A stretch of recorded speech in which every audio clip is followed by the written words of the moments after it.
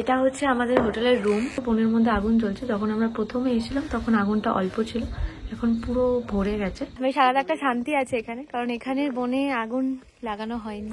কারণ এই যে আগুনগুলো জ্বলছিল, ওইখানে আগুনটা জ্বলছিল, ওটা নিভে গেছে, আর এখানে এখনো জ্বলছে। কৌশানীতে এটা আমাদের hotel, hotel mystic mountain Koushani. এটার সাথেই হিমালয়ান ভ্যালি রেস্টুরেন্ট। এটা এখানকার খুব ফেমাস একটা রেস্টুরেন্ট।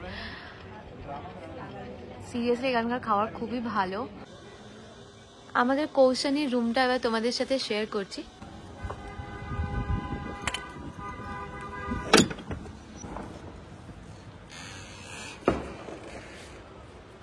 এটা হচ্ছে আমাদের হোটেলের রুম আগামী 2 দিনের জন্য।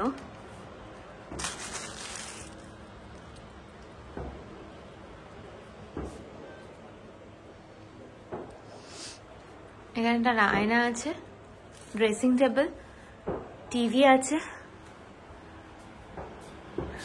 একটা টয়লেট আছে বড় সড়ো পরিষ্কার, বেসিন,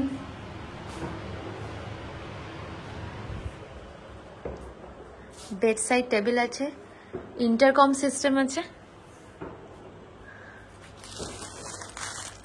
আর এখানটা বসে টাইম কাটানো যাবে। এটা হচ্ছে আমাদেরই প্রাইভেট বারান্দা আপাতত 2 দিনের জন্য। এখন বাজে 7:35। আমরা মুক্তিশ্বর হোমস্টে থেকে বেরিয়েছিলাম, তখন 10:30 বেজে গেছিলো। আর বেরোনোর পরে রাস্তায় অনেকবার একটু দাঁড়িয়েছিলাম, তোমরা দেখেছো, অনেক সাইট সিইং করেছি, খাওয়া দাওয়া করেছি। তাই জন্য মোটামুটি আমরা এখানে ঢুকেছিলাম প্রায় 7 ঘন্টা পর। 7 ঘন্টা আমরা জার্নি করেছি, করার পরে আমরা এখানে ঢুকেছি। আমরা চা খেয়েছি, একটু স্ন্যাক্স অর্ডার করেছি, চিকেন চাউমিন, ওই এসে গেছে।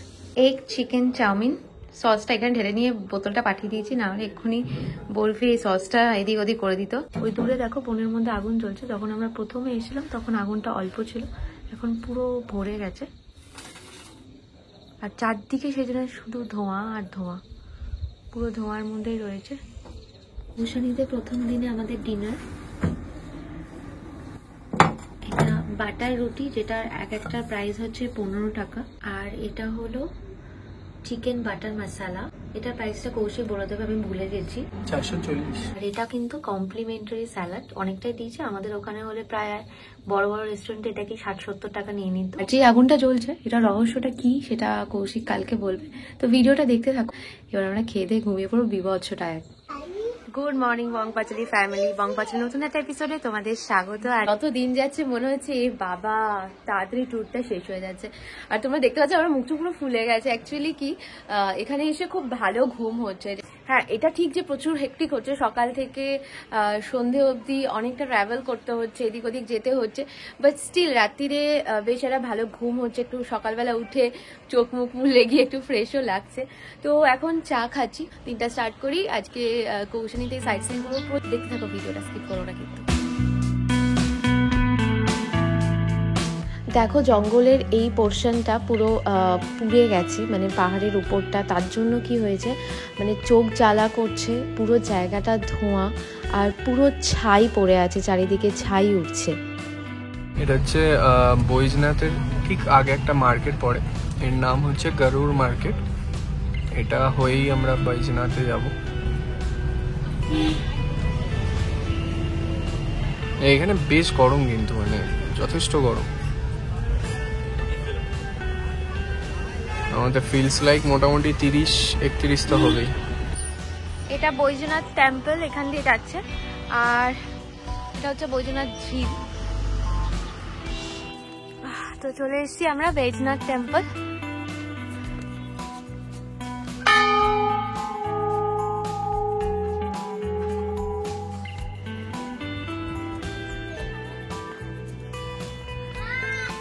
বৈজনাথ ঝিল, যেটা ওখান থেকে একটু দেখা যাচ্ছে।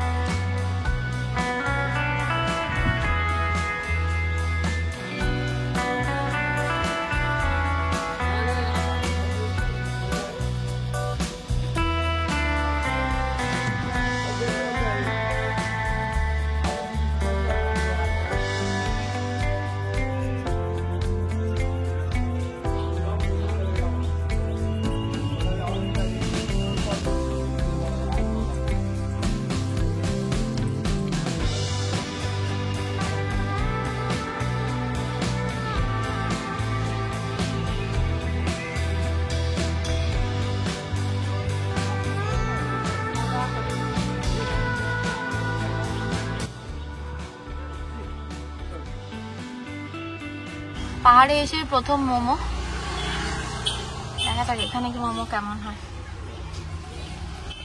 চিকেন আর ভেজ এখানে দুটোই পাওয়া যায়, তো এখানে আমরা চিকেনটাই নিয়েছি।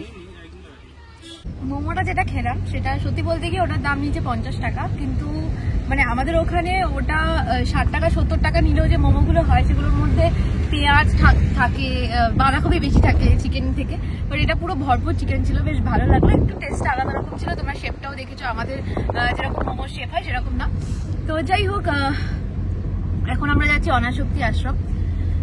আজকে তেমন হেক্টিক ট্যুর নেই, অনাশক্তি আশ্রম দেখে আমরা হোটেলে ফিরে যাব। আজকের দিনটা হালকা একটু রেস্ট নেব, তারপরে কালকে আবার নতুন করে। পাহাড়ি ঝর্ণার জল, আমরা প্রায় 3 বোতল জল ভরে নিয়েছি।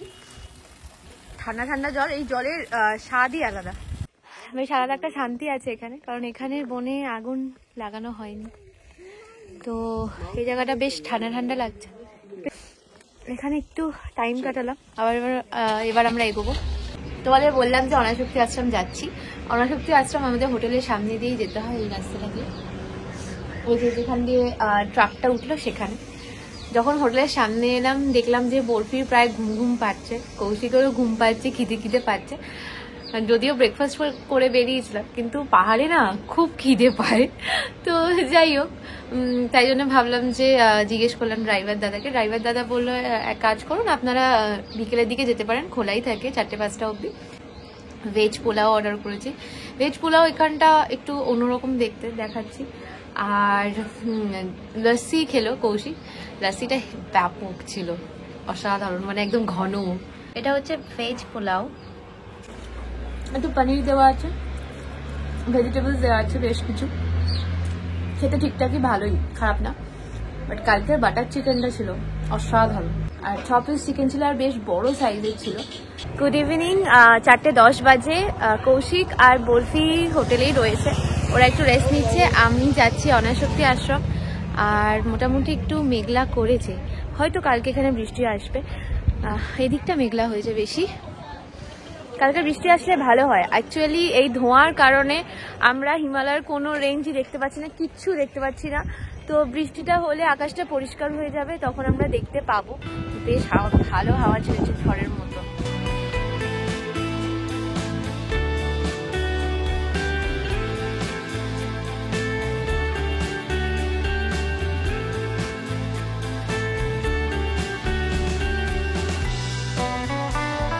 গান্ধী আশ্রমে এই নামলাম, অনাশক্তি গান্ধী আশ্রম। তোমরা দেখছো পিছনটা পুরো মেঘ হয়ে গেছে, তো যত তাড়াতাড়ি সম্ভব আমি পুরো জিনিসটা তোমাদের সাথে শেয়ার করব, আমি নিজেও দেখে নেব, কারণ কখন বৃষ্টি এসে যায়, পাহাড়ি জায়গা তো, আবার ফিরতেও হবে, মোটামুটি 5 কিলোমিটার যেতে হবে।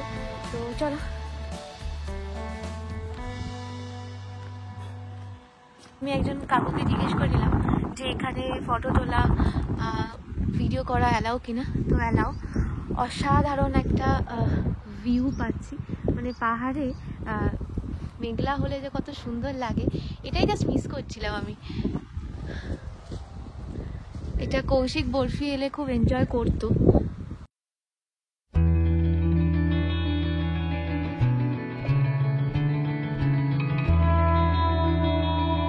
কৌশানীতে অনাশক্তি গান্ধী আশ্রম খুব পপুলার আর ইম্পর্টেন্ট জায়গা। সবাই কৌশানীতে এলে অবশ্যই কিন্তু অনাশক্তি গান্ধী আশ্রমে ঘুরতে আসে।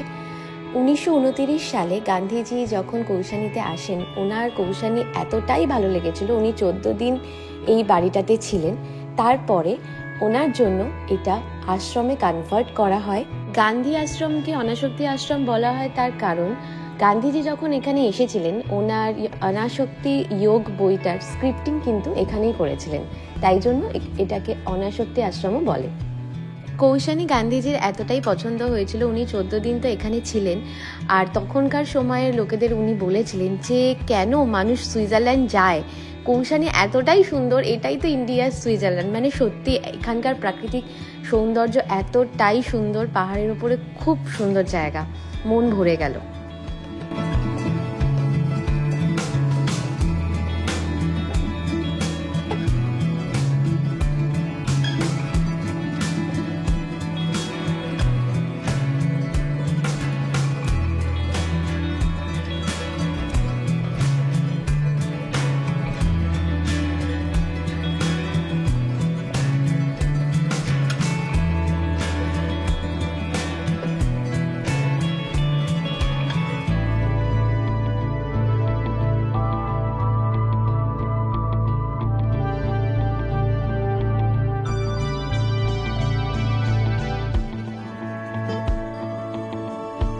গান্ধী আশ্রম দেখে এখন হোটেলে যাচ্ছি, সামনেই টি এস্টেট আছে, ইচ্ছা আছে 3 জনে মিলে টি এস্টেট দেখবো। কৌশিক বললো আর হোটেলে বসে থেকে কি হবে, চলো ঘুরেই আসি। তো এখান দিয়ে এলাম, টি গার্ডেন যাচ্ছি, দিক দিয়ে উঠতে হবে। ওই দিকে একটা রাস্তা আছে কিন্তু ওখানে প্রচুর মাদর রয়েছে, ওই যে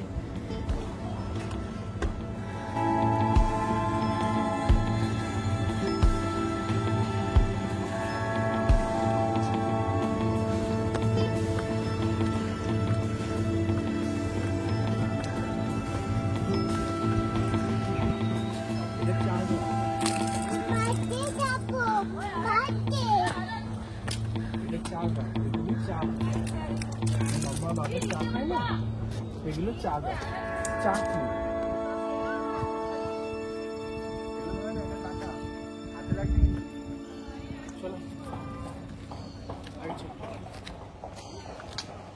বৃষ্টি নাকি, এটা বৃষ্টির আওয়াজ না?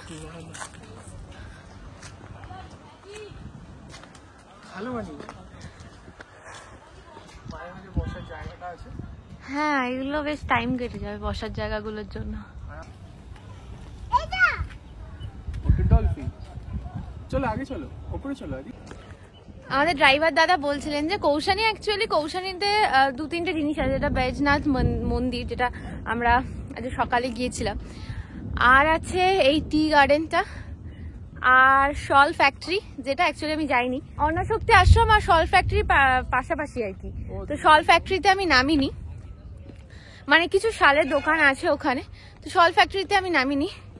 আর অনাশক্তি আশ্রম এইটুকুই আছে কৌশানীতে। এছাড়া আছে সিনিক বিউটি, যেটা মানে ভিউ আর কি, যেটা এভারেস্টের ভিউ, সরি যেটা হিমালয়ের ভিউ, যেটা আমরা মিস করছি। আর 2 দিন আছে সময় যেখানে আমরা হয়তো দেখতে পেতে পারি। তো যাই হোক, মোটামুটি এখানে এসে রেস্ট নেওয়ার জায়গা অ্যাকচুয়ালি কৌশানী, তো ভালোই রেস্ট হলো, কি বলো? উপরে আর কিছু নেই আদিদেব, আর উপরে ওঠে না। এই দেখো আগুন লাগিয়েছে, আবার আগুন জ্বলছে। আচ্ছা বৃষ্টি এসে গেছে, চলো আমরা এবার এখান থেকে ব্যাক করি। এইটুকুই জায়গা, ওই যে এখানে বাউন্ডারি দেওয়া আছে, এত দূরই যাওয়া যায়। আমরা নিচে নামি নাকি?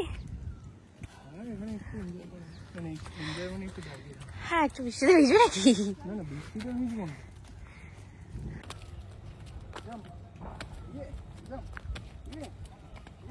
বরফি আর বরফির বাবার এগুলোই চাই অ্যাকচুয়ালি, মানে দুজনের যত অসুবিধা। ওরা হচ্ছে গাড়িতে বসলে ওরা অধৈর্য হয়ে যায়, ওদের ভালো লাগে না, দূর গাড়িতে বসে আছি, কিন্তু যতক্ষণ ওদের হাঁটতে দেয়া হবে ততক্ষণই তারা খুশি। ইভেন যদি বলা হয় যে এখানে যদি বৃষ্টি না আসতো এখন, তাহলে আমি জানি কৌশিক এখন মোটেই হোটেলে যেত না। যদিও আমার ইচ্ছা নেই, তাও এরা দুজন পারে, এদের এনার্জি আলাদা লেভেলের।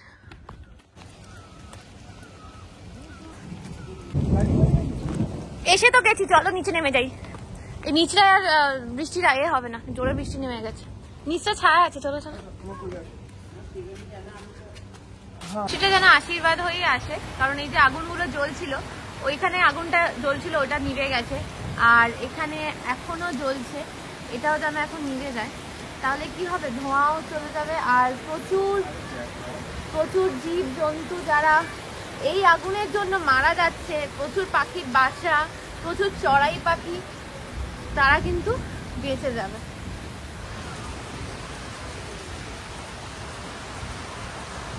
এই যে হিল স্টেশনে এসে বৃষ্টিতে ভিজছে এরা দুজন।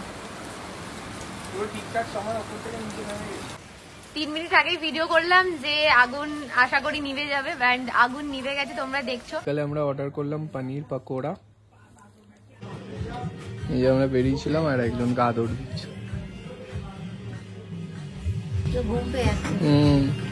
এই হোটেলের শেষ দিনে আজকে আমাদের ডিনার বাটার রুটি, আর এটা হচ্ছে কালি মির্চ চিকেন, আর কমপ্লিমেন্টারি স্যালাড।